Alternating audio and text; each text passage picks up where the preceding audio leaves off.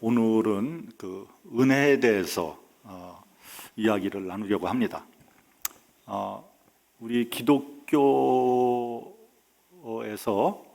가장 많이 쓰는 단어가 있다면 그것은 아마 은혜일 것입니다. 만약에 또 한 단어를 고르라고 한다면 뭐겠어요? 사랑이죠, 사랑. 그 은혜와 사랑, 이 말은 거의 한 단어처럼 우리에게 쓰여지고 있는 거죠. 그러나 우리는 성경을 보면서 조금 고민하고 갈등합니다. 왜냐하면 하나님의 공의와 사랑이 어떻게 조화를 이루고 있는가 하는 겁니다. 여러분, 우리가 성경을 보면 하나님의 공의와 사랑이 막 충돌하지 않습니까? 그렇죠? 예를 들면 하나님이 이 세상을 이처럼 사랑하사 독생자를 주셨으니 이는 저를 믿는 자마다 멸망치 않고 영생을 얻게 하려 하심이라. 그러니까 얼마나 사랑하셨으면 독생자까지 우리에게 주시면서 사랑을 했느냐는 거죠. 그런데 그 말만 있는 것이 아니라 이런 말도 있습니다. 저를 믿는 자는 심판을 받지 아니하는 것이요 믿지 아니하는 자는 하나님의 아들을 믿지 아니함으로 벌써 심판을 받은 것이니라. 그러니까 여러분, 하나님의 사랑으로 영생을 얻어서 천국에 가는 사람이 있는가 하면 하나님의 심판으로 지옥 가는 사람이 있다는 거죠. 물론 거기에는 믿음이라는 장치가 있어서 예수 그리스도를 믿는 사람은 구원을 얻게 되고 믿지 않는 사람들은 심판을 받게 되지만 어찌됐건 은혜와 사랑의 하나님께서 그렇게 사랑하는 피조물을 어떻게 영영이 불타는 지옥에 보낼 수 있느냐 하는 것은 지금도 신학계의 커다란 숙제 중에 하나입니다. 그래서 어떤 종파, 아마 그 이단 종파죠, 여호와의 증인에서는 지옥은 없다 이렇게 주장하고 있습니다. 어떻게 사랑의 하나님께서 사랑하는 자녀들을, 피조물을 영영 불타는 지옥에 보낼 수 있느냐? 지옥은 상징에 불과하다 이렇게 주장을 한단 말이죠. 그럴듯하죠. 그런데 성경은 분명히 지옥을 말씀하고 있습니다. 상징이 아니에요. 계시록 20장을 보면 마귀가 불과 유황못에 던지우니 거기는 그 짐승과 거짓 선지자도 있어 세세토록 밤낮 괴로움을 받으리라고 했고 누구든지 생명책에 기록되지 못한 자는 불못에 던지울 것이다 이렇게 말씀하고 있습니다. 이건 단순히 공포를 조성하고 협박하는 말씀이 아니에요. 이 말씀은 1.1핵도 변개할 수 없는 하나님의 말씀인 거죠. 그런데 여러분, 이것은 제 생각입니다만 그럼에도 불구하고 하나님의 사랑이 공의보다 우선할 것 같아요. 왜냐하면 예수 그리스도의 십자가가 그것을 증명하고 있습니다. 예수께서 십자가에서 당신의 생명을 주심으로써 하나님의 사랑이 심판보다 우선한다는 것을 확실하게 우리에게 보여주고 있는 겁니다. 그리고 우리가 회개하고 하나님의 은혜를 받아들일 때까지 하나님은 하염없이 기다리고 계신다. 마치 부모가 자식이 아무리 잘못해도 끝까지 기다리고 사랑하는 것 같이 말입니다. 그렇다고 해서 한없이 기다리는 것은 아닙니다.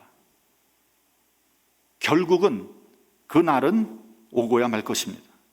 아무리 기다려도 회개하지 않는 사람은 결국 심판받고 말 것입니다. 성경에서 이렇게 말씀하고 있습니다. 인자가 자기 영광으로 모든 천사와 함께 올 때에 영광의 보좌에 앉으셔서 심판하실 것입니다. 그러므로 죄인들은 영벌에, 의인은 영생으로 들어가게 될 것입니다. 저는 지난주에 양로원에 계신 오 집사님을 만나 뵀습니다. 오 집사님이 자녀가 있었더라면 목사가 구태여 그렇게 돌보지 않아도 되겠지만 불행하게도 자식을 두지 못했기 때문에 제가 때때로 가서 돌봐드리는 거죠. 갈 때 뻥튀기를 몇 개 사가지고 갔습니다. 큰 봉지 있잖아요. 뻥튀기 봉지. 그 뻥튀기가 나이 드신 분이 심심풀이로 드시기엔 제일 좋은 것 같아. 이빨이 시원치 않은 분들이. 뻥튀기를 사가지고 양로원에 들어갔더니 어떤 할머니가 졸졸 쫓아오면서 뻥튀기 하나만 주세요, 뻥튀기 하나만 주세요 하는 거예요. 참 어린아이도 그런 어린아이가 없어요. 어린아이는 귀엽기는 하죠. 그곳에 가면 비정하고 비참합니다. 노인들이 다 식어버린 식사를 그것도 드시지 않고 그냥 멍하니 앉아 계십니다. 그러면 일하는 사람들이 와서 몇 숟가락 이렇게 떠드려요. 그러면 겨우 조금 드세요. 일하는 사람은 적고 환자는 많고 어쩔 수 없습니다. 환자들을 일일이 돌볼 수가 없는 거죠. 그런 광경을 보고 있노라면 참 마음이 착잡합니다. 그 길이 우리가 가야 할 길 아니겠습니까? 자녀들이 다 있지만 미국에서 저 먹고 살기도 바쁘잖아요. 그러니까 어떻게 부모를 일일이 다 돌보겠습니까? 또 자기 자녀를 또 돌봐야 되잖아요. 자기 손주 봐줘야 되잖아요. 그러니까 부모를 전적으로 돌봐드릴 수가 없는 거죠. 물리적으로. 그래서 내리사랑이란 말이 나온 거 아니겠습니까? 그래서 제가 오 집사님을 위해서 기도해 드릴 때 이곳에서 이렇게 고생하지 말고 빨리 오 장로님 계신 하늘나라로 가게 해달라고 그렇게 기도드립니다. 양로원에서 1년 더 살아봐야 무슨 소용이 있겠습니까? 그렇죠? 사람을 변하게 하는 것이 있다면 그것은 사랑입니다. 완악한 사람의 마음도 참 사랑 앞에 녹아버리고 맙니다. 그래서 사랑 안에서 또 다른 사람으로 태어나게 됩니다. 사람을 변하게 하는 것은 오직 사랑과 은혜뿐입니다. 그 외에 다른 어떤 것으로도 사람을 변하게 할 수 없어요. 완악했던 사람이 예수님의 참사랑을 깨닫게 되면 은혜의 사람이 됩니다. 인색했던 사람이 예수님의 사랑을 접하게 되면 헌신하고 희생하는 사람으로 변합니다. 프랑스의 대문호 빅터 위고가 쓴 레 미제라블이라는 소설을 보면 좀도독 장발장이 성당의 은촛대를 훔쳐서 도망가지 않습니까? 은혜를 원수로 갚은 거죠. 근데 또 도망가다가 경찰관에게 붙잡혀 버렸어요. 그래서 끌려왔는데 캐톨릭 신부가 이렇게 말합니다. 이것은 이 사람이 훔쳐간 것이 아닙니다. 내가 준 겁니다. 여기는 은촛대 하나 더 가져가라 했는데 왜 하나만 가져갔습니까? 그러한 신부님의 사랑에 장발장은, 좀도독 장발장은 전혀 새로운 사람으로 변하게 되죠. 그래서 사도 바울은 이렇게 말했습니다. 우리는 그리스도 안에서 새로운 피조물이다. 뉴 크리에이션이다. 이전 것은 지나갔으니 보라 새 것이 되었도다. 마치 무에서 유가 창조된 것과 같이 우리는 그리스도 안에서, 그리스도 사랑 안에서 재창조된 존재라는 거예요. 여러분, 이것은 굉장한 말씀이에요. 이거는 엄청난 말씀이에요. 우리는 은혜로 재창조된 존재입니다. 우리 본문 1절을 같이 봉독을 하겠습니다. 본문 1절.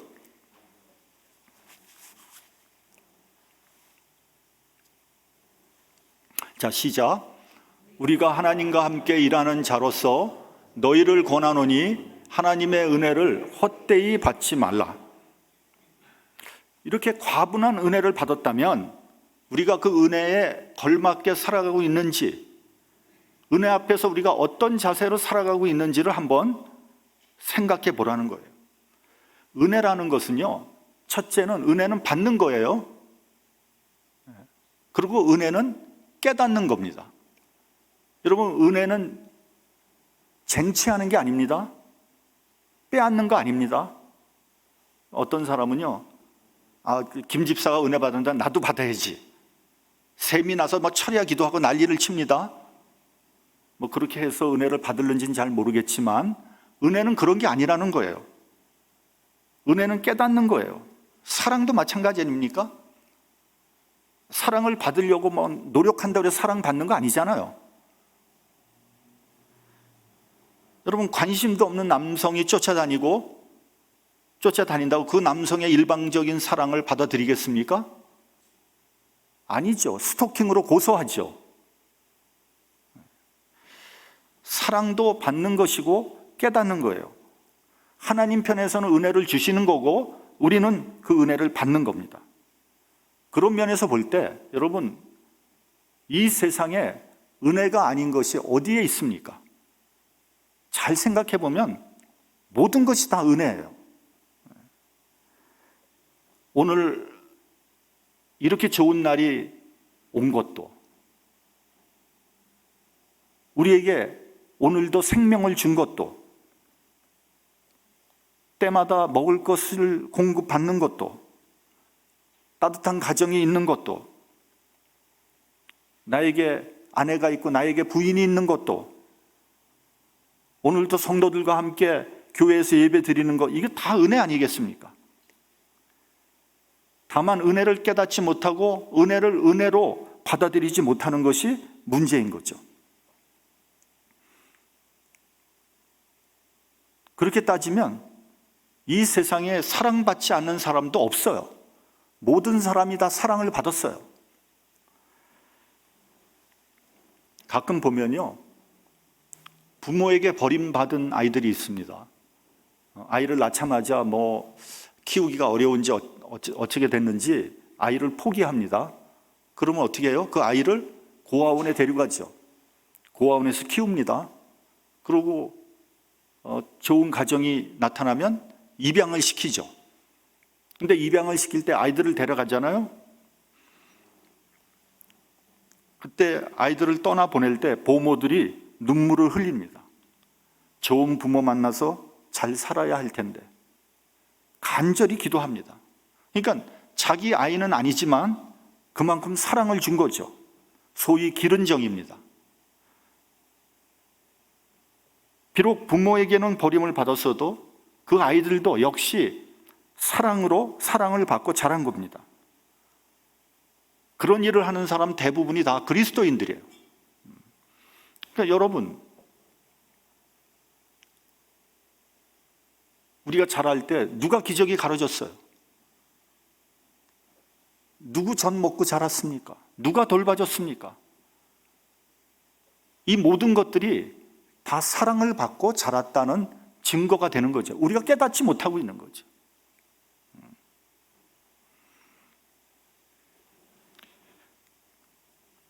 하나님의 사랑을 받고 그 사랑을 깨달은 사람들이 사랑을 나누어 주는 거예요. 그런데요, 확실히 말세는 말세인 것 같아요.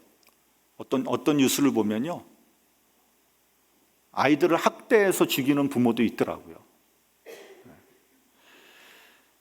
부모에게조차 사랑을 받지 못한 가장 불쌍한 아이들이죠. 저는 그런 뉴스가 나오면 막 못 듣겠어요. 너무 끔찍했어요. 아무래도 말세인 것 같아요. 두 번째로 우리가 생각해야 되는 것은 은혜를 받아들이는 자세예요. 사랑을 받아들이는 자세는 감사고요, 은혜를 받아들이는 자세는 기쁨입니다. 그래서 여러분, 은혜 생활을 한마디로 정리를 하면 뭐냐? 기쁨이에요, 기쁨. 은혜 받은 사람의 첫 번째 나타나는 현상은 뭐냐? 기쁨이에요. 저는 제가 처음 은혜 받았을 때 제 가슴 속에서 기쁨이 정말 샘솟듯이 솟아나오더라고요. 어디서부터 그런 기쁨이 나오는지 모르겠어요. 요한복음에 보면은 배에서 생수의 강이 흐른다 하는 말이 바로 이것이 아닌가? 그렇게 생각을 했어요. 생각해보면 뭐 딱히 기뻐할 일이 없어요. 무슨 출세한 것도 아니고 라또에 맞은 것도 아니고 말이죠. 왜 기뻐했는지 잘 모르겠어요. 근데 기쁜 거예요. 기쁘니까 다른 사람에게 잘 대해줄 수밖에 없고요. 가정에서도 교회에서도 기쁨이 넘치고요. 사는 게 너무 즐겁고 만족하고 행복한 거예요. 얼마나 아름다운 세상이냐. 나에게 허락된 그 모든 것들이 너무 아름답더라고요. 너무 좋은 거예요. 행복했어요. 여러분, 우리가 자녀들을 위해서 기도할 때 뭐라고 기도합니까? 여러분은 어떻게 기도합니까? 저는 우리 자녀들이 대단한 인물이 되기를 원하지 않습니다. 다만 그들의 삶이 기쁘고 만족하고 행복하기를 원하는 거죠. 그러면 어떻게 해야 되겠어요? 은혜를 받아야죠, 은혜를. 여러분, 돈 많이 벌었다고 행복합니까? 출세했다고 만족합니까? 여러분, 미국에서요, 이혼하는 사람들을 보면은요, 대부분 부자고 지위가 높은 사람들이 이혼율이 훨씬 더 많아요. 왜요? 만족하지 못하니까, 행복하지 않으니까.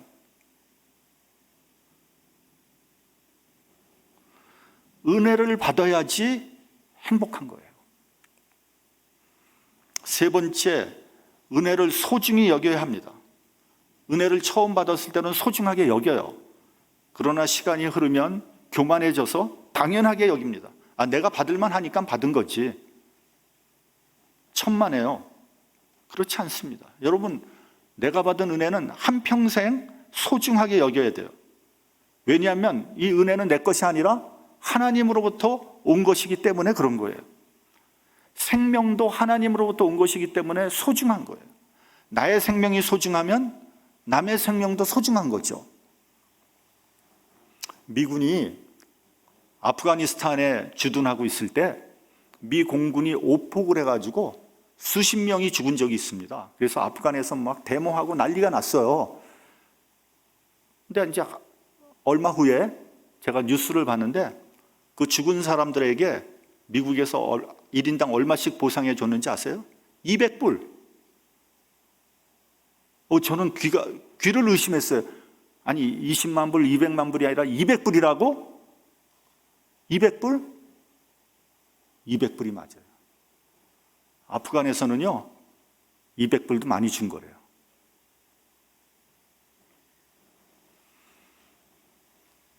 여러분, 200불이면은 개 한 마리 값도 안 되잖아요? 목숨 값이 아프간 사람들은 200불이고 미국 사람들은 200만 불입니까? 그럴 수가 있습니까? 어떻게 그런 경우가 있을 수 있습니까? 말도 안 되는 거죠. 목숨은, 생명은 누구에게나 소중한 거예요. 저희는 아이를 일찍 낳습니다. 그래서 솔직히 아이 귀여운지를 잘 몰랐어요. 아이를 키워야 한다는 중압감이 저에게 훨씬 더 컸었어요. 그런데 보면은요, 뒤늦게 천신만고 끝에 아이를 낳은 사람들은요, 아이가 귀여워서 어쩔 줄을 몰라요. 물고 빱니다. 어떨 때는 눈꼴 사나울 때도 있어요. 그래서 아이들이 스포일 되는 경우들이 있죠. 그런데요, 제가 처음 손녀딸을 보았는데요, 정말 너무 귀엽더라고요. 너무너무 귀여운 거예요. 제 눈이 아마 눈 모양이 하트가 됐을 거예요. 그때 보면. 우리 교인들이 아마 속으로 그렇게 생각했을 것 같아요. 저만 손녀딸 있나? 정말 눈꼴 사납네. 웃기네. 제가 그 마음 다 알아요. 근데 절제가 잘 안 되더라고요. 제가 그런 사람이 아니잖아요. 이렇게 좀 이렇게 좀 무심해 보이는 사람인데 이거는 절제가 잘 안 되는 거예요. 얼마나 귀여운지. 하나님께서 주신 생명 얼마나 소중합니까? 그게 다 은혜인 거죠. 하나님께서 주신 은혜니까 더 소중한 거 아닙니까? 생명뿐입니까? 지금 내가 누리고 있는 건강, 재물, 음식, 교회, 성도, 하루하루의 삶, 지금 우리가 누리는 자유, 어느 것 하나 소중하지 않은 것이 없는 거예요. 그래서 사도 바울은 고린도전서 15장에서 나의 나된 것은 오로지 은혜로 된 것이라고 했어요. 여러분, 나의 나된 것, 내가 지금 이렇게 존재하는 것, 이거 은혜가 아닐 수 없는 거죠. 이와 같이 은혜를 소중히 여겨야 하는 겁니다. 마지막으로 은혜를 헛되이 받지 말라 그랬어요. 다시 말하면 은혜를 받은 사람이면 은혜 받은 사람 같이 살아야 되는 거예요. 은혜는 받았다 그러는데 엉뚱한 짓하고 엉뚱한 얘기하고, 그렇다면 그 사람을 어떻게 은혜 받은 사람이라고 얘기할 수 있겠습니까? 나는 은혜 받은 사람답게 살고 있는지 한번 생각을 해봐야 돼요. 어떤 사람이요, 열심히 예수님 믿습니다. 열정적으로 믿어요. 기도도 열심히 하고 헌신도 하고 봉사해요. 그럼 물어봅니다. 당신은 왜 예수 믿습니까? 그 사람 하는 말이 병 고치려고요. 부자 되고 형통하려고요. 아니 예수 믿고 병 고치고 부자 되고 형통하는 게 나쁜 건 아니죠. 좋은 거죠. 그러나 그것이 예수 믿는 목적이 될 수가 없는 거예요. 만약에 그것이 목적이라면 그것을 뭐라 그러느냐? 그걸 기복주의라 그러는 거예요. 그걸 번영 신학이라고 그러는 거예요. 만약에 목회자가 그런 말을 그렇게 가르친다면 그 사람은 현대판 거짓 선지자예요. 여러분, 기독교가 지금 이렇게 타락한 것은 그런 목회자들이 잘못 가르쳤기 때문이에요. 왜냐하면 예수님은 한 번도 그런 말씀을 하지 않았거든요. 여러분, 예수님 한 말씀을 한번 드셔보세요. 한 번도 그런 말씀 하시지 않았어요. 마음이 가난한 자는 복이 있나니 저희들이 천국을 받을 것이요. 아니 그런 말씀을 하셨는데 예수 믿고 부자 되고 형통하고 병 낫고 누가 그런 말을 했어요?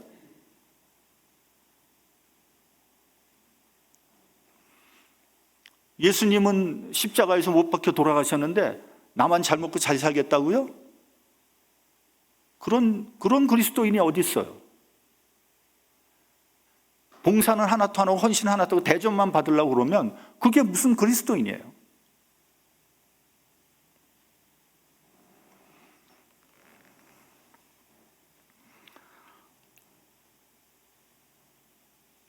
은혜를 받으면요, 먼저 성품이 변해야 돼요. 가치관이 변해야 되는 거예요. 내 인격에 선한 열매가 맺혀야 되는 거예요. 예수께서 좋은 나무마다 아름다운 열매를 맺는다 그랬어요. 그리고 그의 열매로 그들을 안다 그랬어요. 그 열매로 그 사람을 아는 거예요. 성령의 9가지 열매가 주렁주렁 맺혀야 되는데 미움, 시기, 질투, 다툼, 배신의 열매가 맺힌다면 은혜 받은 사람이라고 말할 수 없는 거죠.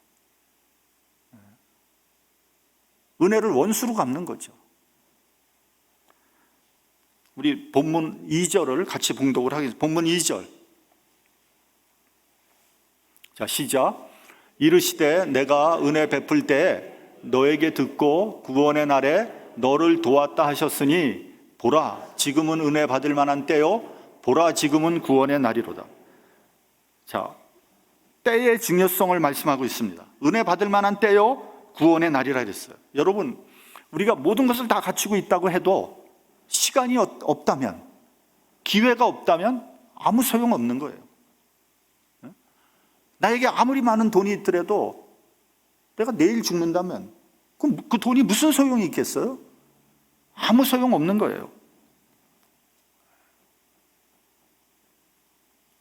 여러분, 공부도요 다 때가 있는 거예요. 너무 늦으면요 공부하고 싶어도 못합니다. 머리가 돌지 않아요. 제가 40대에 신학교를 가지 않았습니까? 머리가 안 돌더라고요. 제일 어려운 게 뭐냐? 히브리어, 헬라어 공부가 제일 힘들어요. 왜냐하면 단어를 외워야 되는데 돌아서면 잊어버리는 거예요. 그 10대, 20대 때 영어 단어 외울 때는 그래도 좀 기억을 했는데 40대가 되어서 히브리어, 헬라어 생전 처음 보는 그 단어를 외우려니까 외워지질 않는 거예요. 그래가지고요, 제가 어떻게 했는지 아세요?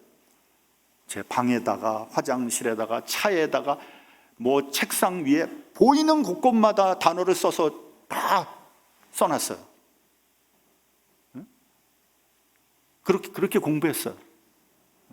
머리가 안 도니까, 자꾸만 잊어버리니까. 그렇게 해가지고 그래도 히브리어 헬라어를 A+ 맞았잖아요. 솔직히 제가 미국 사람하고 영어로 해가지고 뭐 성적 잘 나올 수 있습니까? 불가능하죠. 근데 내가 이길 수 있는 과목은 뭐냐? 히브리어 헬라어밖에 없더라고요. 히브리어 헬라어는 미국 사람들도 안 되잖아. 그래서 그 죽어라고 했죠. 어떤 사람이요, 공부에 한이 맺혀서 뒤늦게 공부를 해서 80이 넘어서 대학을 졸업했어요. 브라보. 너무 훌륭하죠. 근데 자기의 한은 풀렸는지 모르지만 그거 어디다 쓰겠어요? 80 넘어서 대학 졸업해가지고 누가 쓰겠냐고요. 소용없는 거예요, 사실은. 자기 한이 풀린 거지. 다 때가 있는 거예요. 본문에 보면 때라는 단어는 헬라어로 카이로스라고 합니다. 헬라어는요, 시간이란 단어가 두 가지예요. 하나는 카이로스, 하나는 크로노스예요. 크로노스는 객관적인 시간이에요. 인간이 마음대로 할 수 없는 시간이에요. 하염없이 째깍째깍 가는 시간이 크로노스예요.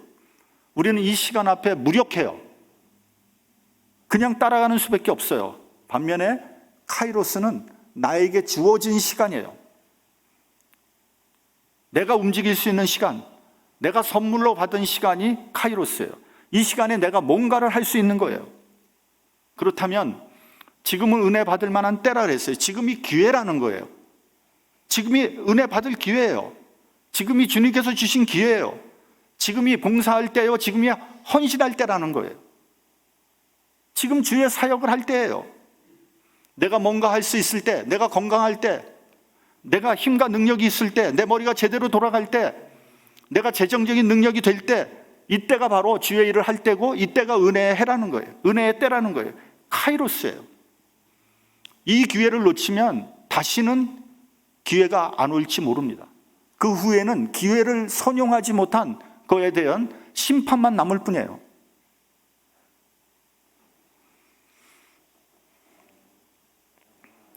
시간은 나를 기다려주지 않습니다. 그렇기 때문에 카이로스를 놓쳐서는 안 되는 거예요. 제가 전에 이런 말을 했어요. 우리가 시간에 끌려다녀서는 안 된다. 여러분 보면 시간에 끌려다니는 사람들이 있어요. 하루 종일 바빠. 정신이 하나도 없어. 내가 지금 뭐 하는지도 몰라. 그냥 일어나서 일하다가 밤 되면 그냥 자는 거예요. 그게 무슨 의미가 있냐고요. 제가 그렇게 살았거든요.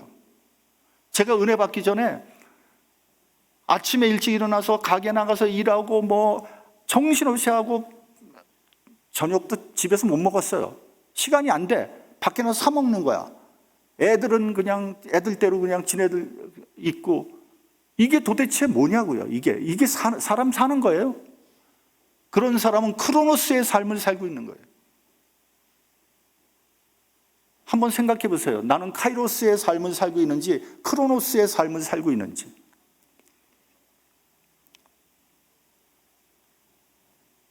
너무 바빠서 교회를 못 나와요. 무슨 삶을 사는 거예요? 크로노스의 삶을 사는 거예요.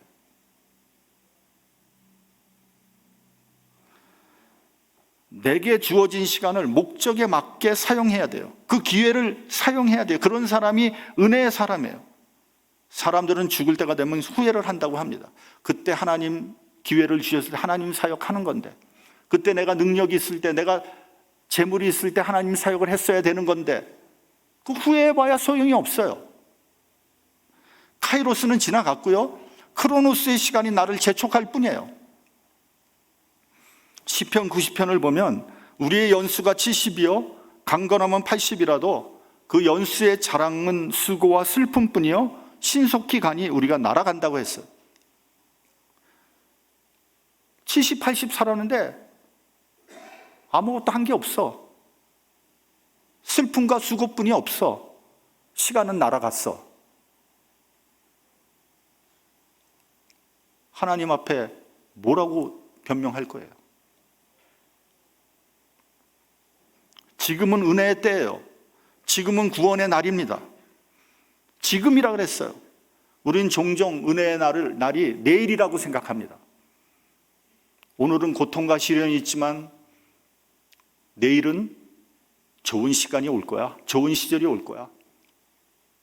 The good times are coming. 그렇게 생각하고 싶죠. 천만의 말씀이요. 오늘 은혜의 시간에 내가 아무것도 안 하는데 내일 좋은 은혜의 날이 올 수 있을 것 같아요? 더 나쁜 날이 오지.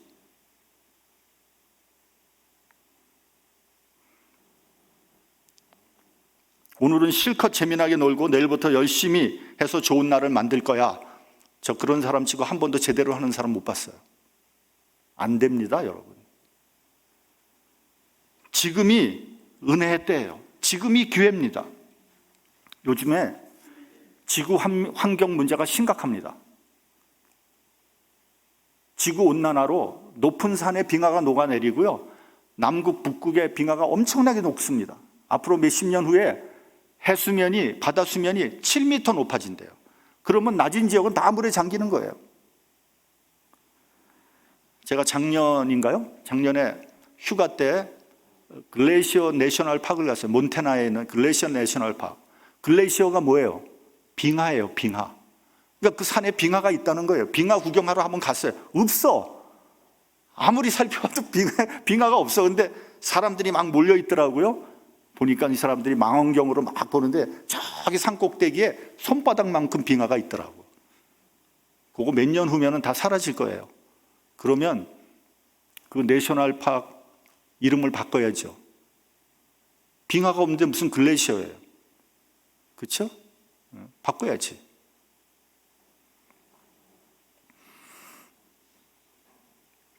환경 문제 지금부터 해나가야 돼. 지금 벌써 저는 늦었다고 생각해요. 이때를 놓치면 기회는 영영 없어요. 여러분, 지금이 은혜의 때이고 지금이 구원의 날이에요.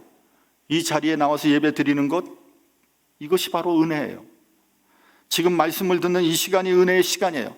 카이로스의 시간이에요. 지금이 구원의 날이에요. 이 기회를 어영부영 보내버리는 어리석은 사람이 되어서는 안 됩니다.